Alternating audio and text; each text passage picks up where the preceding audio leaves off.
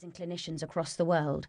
From the camps of northern Iraq, training psychologists there how to treat PTSD in Yazidi women and girls who have been enslaved by ISIS, to helping train psychologists here in London to treat survivors and families of the Grenfell fire. And apart from being a psychologist, I'm a human being, just like you. I laugh like you, cry like you, screw up like you, all of the time. And just like you, I'm climbing my own mountain of stress. I can shout out to you to avoid that big crevasse you are stumbling into and throw you a really good rope. But I fall into my own crevasses too. And the tools and techniques you'll find in this book are the ones I use to climb out. They've transformed my life. They're the ones I tell my friends to use, and the ones I wish I'd known about when I was younger. When I started writing this book, I had never heard of COVID-19, lockdowns, self-isolation, or any of the other phrases that now trip blithely off our tongues as though we've been saying them all our lives. I had never had such a deep relationship with hand sanitizer. I felt as we all felt, overwhelmed and afraid. This global upheaval is new to us, the curtailment of our lives jarringly different to life as we know it. But I know from all the refugees I have worked with that the rest of the world has long suffered dislocation and trauma. We have been lucky to avoid it for as long as we have. At the heart of the human experience is both joy and emotional pain. We cannot have one without the other. We have to make room for sadness as much as we make room for happiness. Becoming Stressilient is not about avoiding that inevitable emotional pain. It's about making room for every emotion in the face of stress.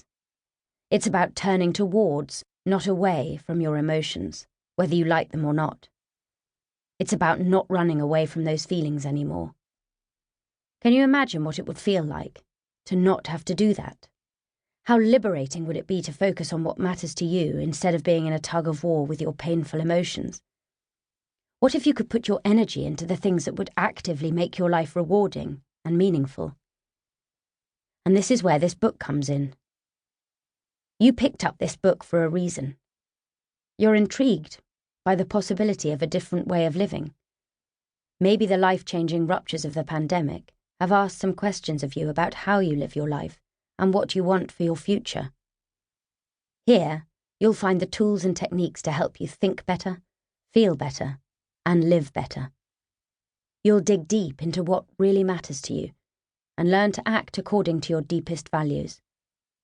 You'll find a way to thrive, not just survive. And I know it works because I've taught countless people like you how to do it. You cannot avoid life's ups and downs, and nor can I. But we can equip ourselves with the skills to navigate them in order to transform our lives. That, at least, is in our control. So, shall we begin? How to use this book. Don't skip to the end to see what happens. It's not that kind of book. As it's small and compact, can I suggest that you listen to it once before you do anything else, then come back to the bits which help you in whichever order works best for you. My intention has always been that you can carry this around with you, stuffed into a handbag or tucked safely into a pocket, and turn to it when life feels too much, whether you are hiding in the loo at a family gathering, raging in the stationery cupboard at work, or standing idly in the queue at the supermarket. I hope that you come to see it as a reliable and wise friend. The first chapter, Brain 101, will give you a lowdown on your brain and how it works, crucial knowledge if you're going to learn to wrangle your mind a bit better. The following 6 chapters, How to Think Better, Feel Better, Take Perspective, Be Here Right Now, Do What Matters, and Take Action, focus on your thinking, emotions, and actions.